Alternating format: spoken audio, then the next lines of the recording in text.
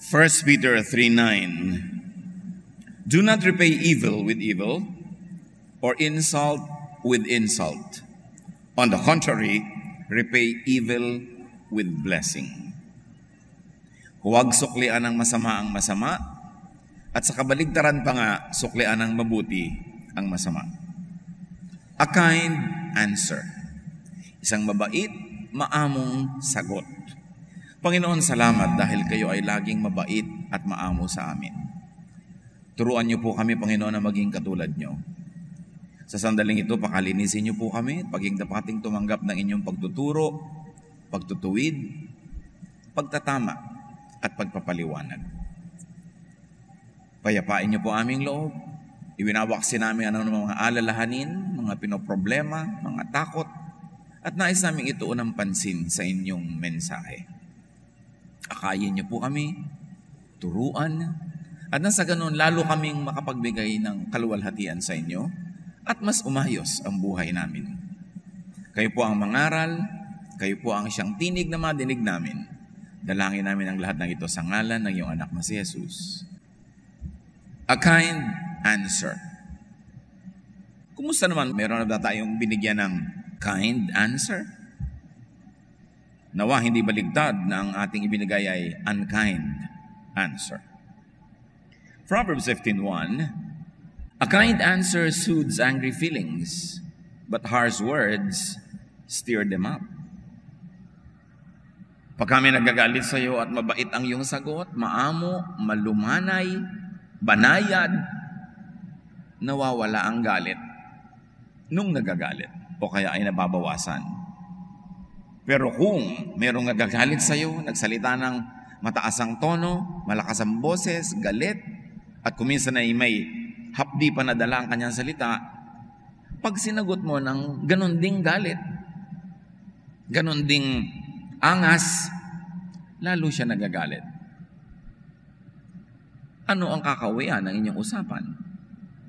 Kaya sabi ng ibang versions, a soft answer turns away wrath.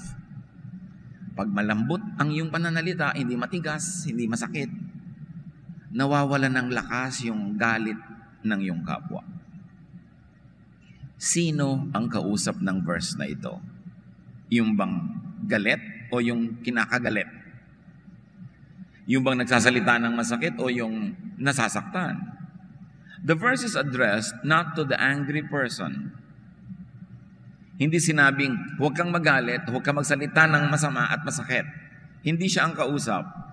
The verse is addressed to the recipient of angry words. The recipient of angry behavior. Ang kinakausap dito ng verse ay yung taong may dumating sa iyo na nagagalit, nagsasalita ng masakit, malakas ang boses, agresibo, ikaw ang kausap ng verse. Sabi, huwag mong salubungin ang galit niya. Huwag mong patulan. Huwag mong gatungan. Yung apoy, lalo kung nilalagyan ng kahoy para mag-apoy, yung kahoy na inilalagay mo sa umaapoy na, yun ang tinatawag na gatong. Hindi na kasi nakikita ng young people yung gatong kasi click! Umiinit na yung kalan. Hindi nila maintindihan yung gatong-gatong na yan. Kung may bonfire and the fire is already dying out, you put some more firewood, yung firewood ang gatong, para tumuloy yung apoy. Kaya kung may nagagalit na, galit din ang sagot mo, yun yung gatong. Pinahaba mo yung apoy, pinainit, pinadami ang siklab. You should take note na hindi binabawalan yung galit. Hindi sinasabi na, huwag ka magalit. Kasi pwede naman talaga magalit. Merong ang righteous indignation na tinatawag. Kaya hindi binabawalan yung dumating na galit. Huwag ka magalit. Hindi yon. Yung inaaway ng galit ang kausap. Bakit siya ang kausap? Ba't hindi na lang sabihin to sa taong galit na, huwag kang magalit. Huwag kang magsasalita ng mga galit na mga salita. Kasi galit na nga siya. Paano mo pa maaawat yun? Galit na. At kuminsan meron naman talagang valid reason para magalit. Kaya hindi yung taong galit ang pinipigil. Ang pinagsasabihan, yung kakausapin ni galit, yung inaaway ang kausap ng verse. So kayong asawa mo, dumating sa'yo na nagpupuputak, hindi siya ang pinipigil ng verse, ikaw. Sabi ng verse, huwag mong patulan. Yung na-offend, nasaktan, darating yan, susugurin ka, hindi siya ang pinipigil, ikaw. Bakit? Kasi hindi naman ikaw yung galit eh. Siya. Therefore, mas madali kang kausap. Kasi yung galit na, wala yung katwiran. Mahirap nang kausapin pa yan. Kaya ang mission mo bilang isang taong pinuntahan ng isang nagagalit na kapwa, ang mission mo, pahupain ang galit. Alisin ang kamandag ng kanyang galit. Kasi kung galit siya, hindi mo siya mapagpapaliwanagan. Hindi mo siya mapapahupa. Hindi kayo pwedeng mag-usap na may magandang mararating. Kaya ang mission mo kay nagalit na tao, alisin ang galit niya. Hindi yung galitin pa siya lalo. Kasi pag nagpagalit ka, mag-aaway kayo. Tapos yung taong dumating sa'yo na galit, asawa mo. Tama ba na mag-away kayo ay kayo nga yung magka-partner sa buhay? Kayo nga yung magkakampi? Nakaaway mo kapatid mo. Tama ba yun? Tama ba na makaaway mo yung kapitbahay mo, yung kamag-anak mo? Yan nga ang mga karamay mo sa buhay. O kung hindi mo man karamay, makikita mo araw-araw. Gusto mo bang may nakikita kang tao araw-araw na magkagalit kayo? Kaya sabi, huwag mong patulan. Isa kang misyonero. Ang mission mo, hindi magpunta sa mga kabundukan at mga kanayunan para maghanap ng kaluluwang sasagipin. Sa oras na ito, yung taong galit sa'yo, mission mo siya. At ang mission mo ay alisin ang galit. O hindi mo man maalis ang galit, huwag mo nang palalain pa. What are the many lessons? Soothe the angry person's feelings. Payapain. Pakalmahin mo siya. Hindi gatungan, hindi galitin, hindi palalain. Pag may taong dumating na galit sa'yo, ang mission mo, patahimikin ang kanyang loob. Kasi hindi ka pa naman galit eh, siya pa lang yung galit. Kaya pag may kikipag-usap na sa'yo, alam na agad, no, mission ko to, hindi ko papalalain ito. Parang yung mga taong nasa complaints desk, yung pinagreklamuhan, nasa mga call center, sumatanggap ng mga reklamo, mga galit ng mga kliyente, trained sila, ang mission mo, alisin yung galit. Huwag mong patulan. Kaya lang kuminsan yung mga script na mga ganyan, lalong nakakagalit. Yung sasabihin, oh, I understand you, sir. So, huwag mong sabi-sabi sa akin, understand. I don't need your understanding. I need your compliance. Yung very, very, condescending, na very patronizing, I understand, sir. Nakakapanting ng tenga yung I understand. Parang, wow, very understanding ka. Unreasonable ako, ganun. So, depende kasi kung ano yung bibitawan mong salita. Para yung galit, huwag nang lalo pang magalit. Nag-iingat ka. Kaya ang sabi ng Panginoong Jesus sa Matthew 5:39, if anyone slaps you on the right cheek, turn to them the other cheek also. Bago kayo magpabugbog, understand that this is an exaggeration. It is not meant to be literal. Na sinampal ka na sa kaliwa, sabi mo, oh, ito pa kanan. Makakalit lalo. Para mang, ang bait-bait mo naman, nakaka-insulto ka na. Nagpapasampal ka pa ng kabila. Ibig sabihin lang nito, do not fight back. Kasi sinabi pa nga, kung gustong hingin niya yung jacket mo, o ibigay mo pa rin yung pangloob mong damit. Kung yun ay kaliligayan niya. Once more, hindi mo naman kailangan gawin yun literally. Ang ibig sabihin lang, be willing to step back. Be willing to give more space. Be willing to accommodate. Kasi galit siya eh. And remember this, anger is only for a moment. It takes your whole body to conspire to release toxic elements into your blood system to make you angry and to energize that anger. And that chemical composition of your blood to be angry and to energize that anger lasts only for a moment. It cannot last for long because it requires so much energy. So ang isang taong galit na galit, Hindi pwedeng magtagal ang galit na yon. Huhupa yon. Bakit po nagtatagal? Kasi sinalubong mo. Kasi ginalit mo lalo. Kasi hindi mo siya naging mission field na papayapain. Sinampal ka sa kabila. Sinampal mo rin siya. Natural, sasampalin ka niya uli hanggang magsampalan kayo na magsampalan. Hanggang maging rosy cheeks kayo. Sinampal ka, sabi ni Jesus, ibigin mo pa yung isa. Let's say sinampal ka uli. Let's say nagpasampal ka, mga 30 sampal, mapapagod din yun.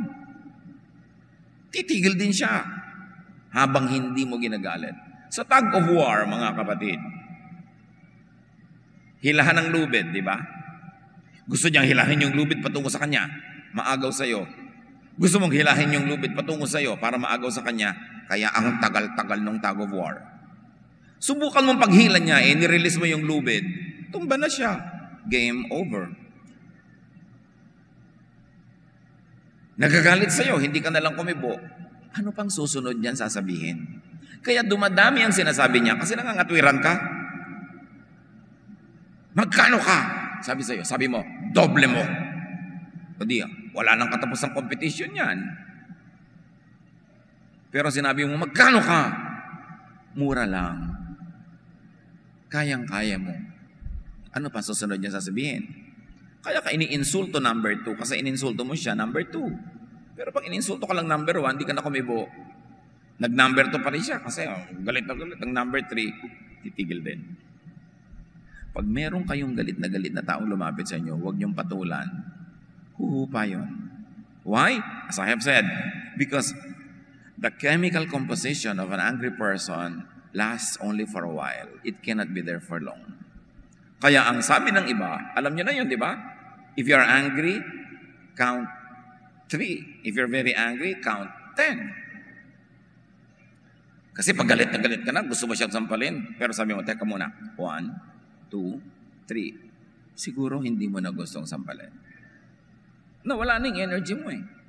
Minura ka, gusto mo ring murahin. Pero sabi mo, 1, 2, 3, 4, 5, 5.5, 6, 7, 8, 9, 10.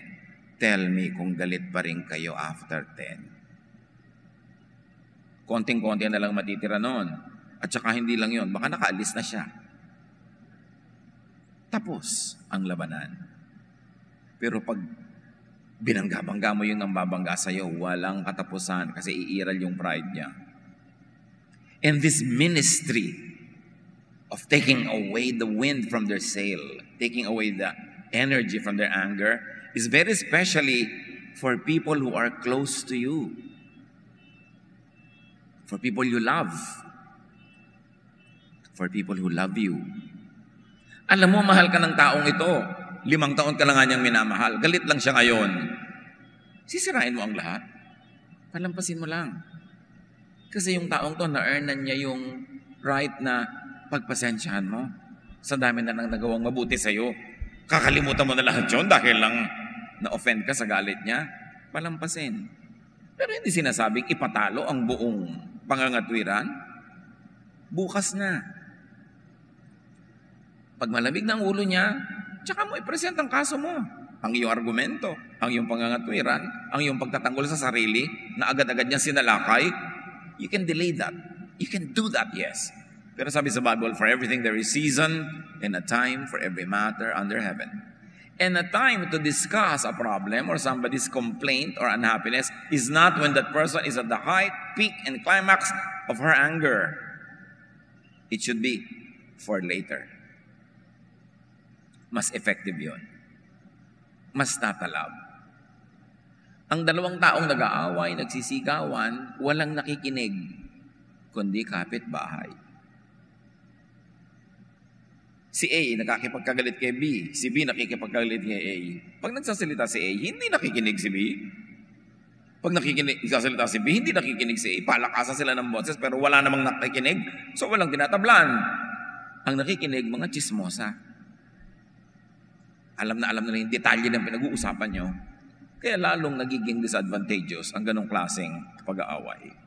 Proverbs 25, 21 to 22. If your enemy is hungry, give him food to eat.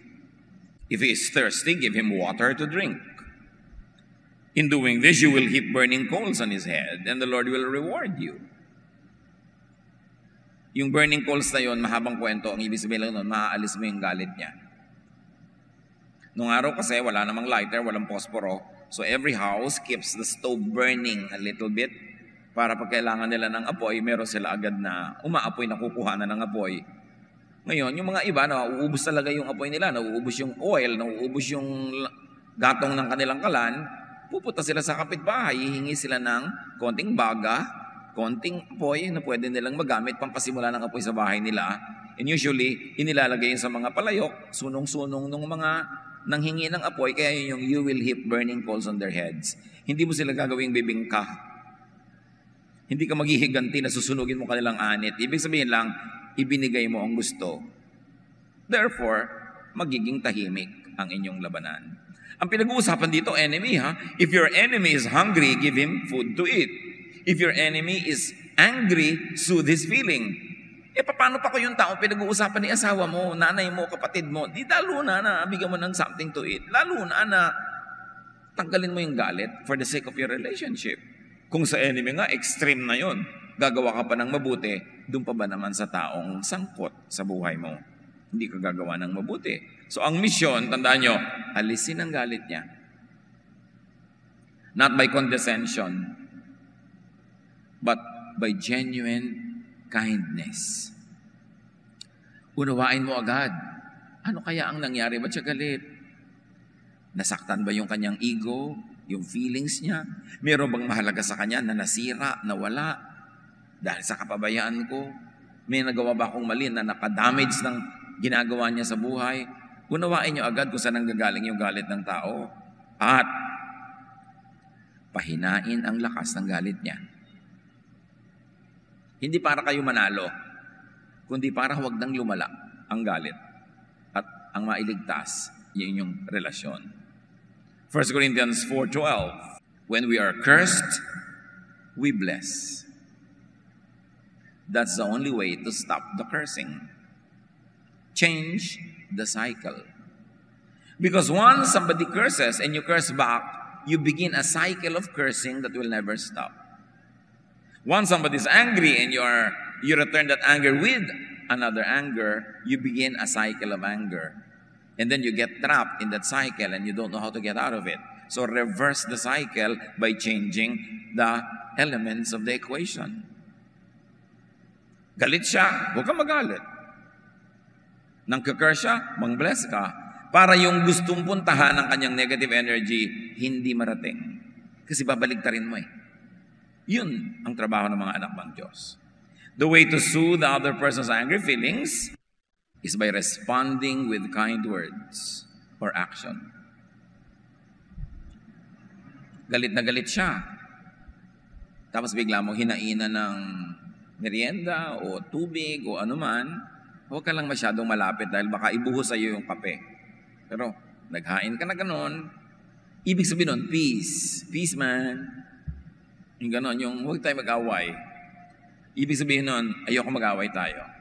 Sige, may sinasabi ka, galit na galit ka, palabasin mo, sige. Sabihin mo, hindi ko sasalubungin. Hindi kita pipigilin magsalita. Hindi ko tatalunin ang boses ko yung boses mo. Sige, magsalita ka, say everything. And then pagtapos ka na, hindi pa rin ako kikibo, mapag-iisip-isip mo rin na wala ka sa lugar. Pero pagka hindi ka nakikinig, pinipigil mo siya, nagsasalita ka rin, lalo niya lalakasan ang boses niya para marinig mo. Ang dali-dali namang makita mga kapatid, what works and what doesn't. Arguing with somebody who's angry will lead to nowhere but worse and worse situations. Kaya galit siya, ang tunay na pananalo doon ay yung matanggal mo ang galit niya, hindi yung magalit mo pa siya lalo. Pag nagalit pa siya lalo, talo ka. Romans 12:21, do not be overcome by evil, but overcome evil with good. Huwag kang magpapatalo sa masama. Talunin mo yung masama. Hindi ng mas masama, kundi ng kabutihan. Laging nananalo ang kabutihan. Basta tama ang pag-apply mo. Because harsh words and actions stir up angry feelings. Yung galit na, pag sinabihan mo pa ng nakakagalit lalong salita, lalo siyang babangis. Kaya iba nasasaktan eh. Bihira naman yung sabi, yung pong asawa ko nang bubugbog. Bungangera ka ba, sister? Konti po. Kasi parang masyadong abnormal yung nakaupo ka lang, tahimik na tahimik, nangungukot ka ng butong pakwan, o nagaganchilyo ka, nagpepenti ka, bigla siyang darating at maggugugulpihin ka. Usually, may sasabihin mo na siya, magre-react ka, magbubunganga ka, magre-react siya hanggang mamaya. Nawawalan na siya ng kontrol, kaya ka nabubugbog. Hindi lagi, At hindi ko sinisisi yung mga babae kung sila na nga yung binubugbog. Pero, 90% ang nabubugbog, bungangera. 90 lang, may 10. Alam ko lahat ng kababaihan dito nando sa 10. Yung napakayumin nyo, napakabini, napakahinhin, tapos bigla-bigla na lang kayong hinahampas ng kabayo ng plancha. Talagang abnormal yung mga lalaking di ba? Wala naman kayong ginagawa, hindi naman kayo kumikibo. May mga ganun. Pero kadalasan, kaya na ganun, tumigil ka, hindi ako titigil. Tumigil ka, hindi ako titigil. Kaya talagang pasa-pasa. Pag sinabing tumigil ka, tama ka man o mali, tumigil ka.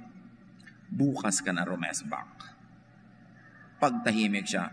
Alam niyo si Abigail, yung asawa ni Nabal, si Nabal na pagka may ugaling, may asal, nung may ginawa siya na alam niyang ikakagalit ng asawa niya, hindi niya sinabi agad kasi lasing. Kinabukasan, nung wala na ang kalasingan, nakatulog na magdamag, nun niya sinabi kung ano yung gusto niya sabihin. Nanigas nga yung asawa niya bigla. Siguro na heart attack o kung ano nangyari hanggang ikinamatay. Pero hindi niya sinalubong yung galit. At yung kanyang kamalian ay pinagbayaran din niya nung asawa. Kailangan marunong kang mag-handle ng galit. Kailangan, huwag mong galitin. Proverbs 15:1. A gentle answer turns away wrath, but harsh words stir them up. Yan ating verse for the week. A gentle answer turns away wrath, but a harsh word stirs up anger. Your mission when somebody is angry is not to be more angry, but to soothe the angry feelings. Yun ang ginagawa ng mga anak ng Diyos. Proverbs 26:4, do not answer a fool according to his folly, or you yourself will be just like them. Huwag patulan ng mga hangal. Huwag patulan ng mga galit. Kasi mamaya, pareho na lang kayo. Ang problema sa tumatabla, you lose the upper hand. You lose the moral higher ground kasi tumabla ka. Therefore, you are now on the same level. That is what is wrong with getting even. You end up on the same level. Kaya nga even. Do not lose your moral higher ground so that you could always negotiate from a position of strength, of spiritual strength, not of physical. Harsh words and actions make things worse. Walang nasolve sa sigawan, walang nasolve sa sakitan, walang nasolve sa awayan, sa payabangan, sa pataasan, wala. Pagka nagtanim ka ng masamang hangin, buhawi, bagyo ang aanihin mo. Hosea 8:7, they sow the wind and reap the whirlwind. Go for good. Go for better. Go for best. Dumating sa iyo yung tao galit. Ang tanong mo agad, how can I make this bad situation good? Or how can I make this very bad situation not only good but better? And when it's already good, how can I make it best? Hindi baligtad na, this is a bad situation, I will make it worse. By showing my teeth, by fighting back, by making the person more and more angry. Ang situation dapat pagandahin, hindi papangitin. Kasi lahat nasasaktan, lahat nasusukatan, nagagalusan, lahat talo. Harsh words and actions are not the godly, correct, beneficial responses to other people's anger. Hindi yun ang tama. Sabi ni Jesus sa kanyang mga alagad, let your light shine before others, that they may see your good deeds and glorify your Father in heaven. Ang ipakita mo yung liwanag mo, hindi yung dilim. Everybody has some darkness in her or in him. But why show that? Why emphasize that? Why exhibit that in a difficult situation? Let your light, not your darkness, shine. Para ang makita nila ay yung kabutihan ng Ama sa'yo. It will always work. Sometimes all you need is time to plant the seed and then to make it grow. But good deeds will always accomplish the purpose for which they are sent. They will never return to you empty. They will always come to you with a lot of profit, a lot of fruits, a lot of benefits. So let your light shine in darkness. Let your calm soothe vexations. Pag may taong galit at pumunta sa'yo, ministry mo siya. Ipinadala sa'yo ng Diyos para ikaw maging anghel. Don't be a fallen angel at that very crucial moment. Be an angel of light, an angel of blessing, an angel of love. Kahit hindi sa'yo galit yung tao, pero dumating galit na galit sa asawa niya, galit na galit sa anak niya, galit na galit sa kapatid niya, mission mo siya na alisan o bawasan ng galit. Hindi yung nung makausap ka, tumubo talaga ang kanya mga sungay, lalong lumabas yung mga pangil niya dahil isa kang sulsol. Ginatungan mo pa yung galit. Pag ganon, hindi ka agent of blessing. Alam mo na yon, isa kang anghel na itim ang pakpak. Kung may ganon nga. Napakahalaga mga kapatid, bawat taong galit na lumadapit sa inyo, mission field mo yon. Kayo mga nagchichismisan, galit na nga si A, kay B, ito namang si C, kakalitin palalo si A. Agent of hell yan. Mga kampon ng kadiliman. Yung dumating na nga sa iyo yung tao, galit na galit, mas ginalit mo pa. Anong gusto mo? Mawasak ang mundo, ang planeta, sumabog ang universe? Dapat meron kang ministry. Tandaan nyo yan, basta galit. Tapos sa inyo galit lalo, mas malaking mission field. Dahil hawak nyo sa inyong kamay ang susi ng pagkatanggal ng kanyang galit o paglala nito. People of God, behave correctly.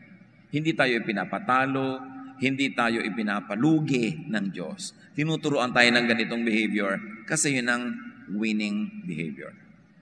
Yun ang winning way. Yun ang tunay na effective. Yun ang merong magandang tanim na magandang aanihin. Isipin nyo mga kapatid, itong nakaraang linggo, sino-sino ang mga dumating sa inyong galit? At ano naman ang ginawa nyo sa galit nila? Napahupa nyo ba? O napalala? Pinatulan nyo ba? Kaya hanggang ngayon, di kayo nag-uusap tuloy? Think. Be wise.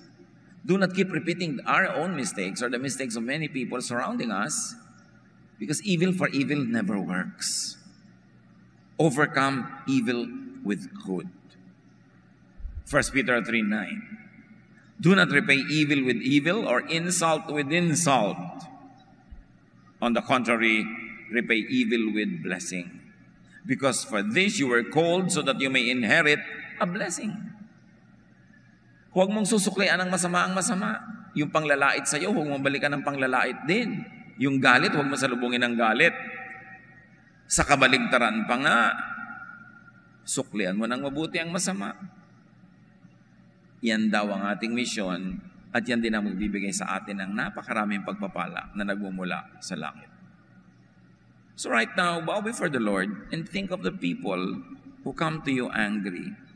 Maybe in the past, and surely in the future, many will come to you angry. Decide now how you would react. Bago kayo magalit din ng isang taong galit, magpasya na kayo, hindi ako magpapagalit dahil ang galit ka. Hindi ako magpapatalo. Hindi ako lalaban para lang humaba pa ang gyera. Kung meron man akong katwiran, meron akong sasabihin, sakana, pero hindi ko sasalubungin ang galit mo. People, bow before the Lord and think of your loved ones, your family members, your friends, your workmates, na madalas yung makabangga. Madalas galit sila, pero galit din na sinusukli nyo. Think about it now and make a firm resolve. Purpose to be a kinder, gentler person so that the ways of God will win and will prevail. Sa ilang saglit ng katahimikan, pag-isipan niyong mabuti ngayon yung mga tao nakakagalit sa inyo kasi dumadating silang galit. Decide right now how you would react if they come to you again angry in the future. Ask God to empower you and to always enlighten you that when this temptation to be angry also comes, you will do the right thing. Spend some time in quiet reflection.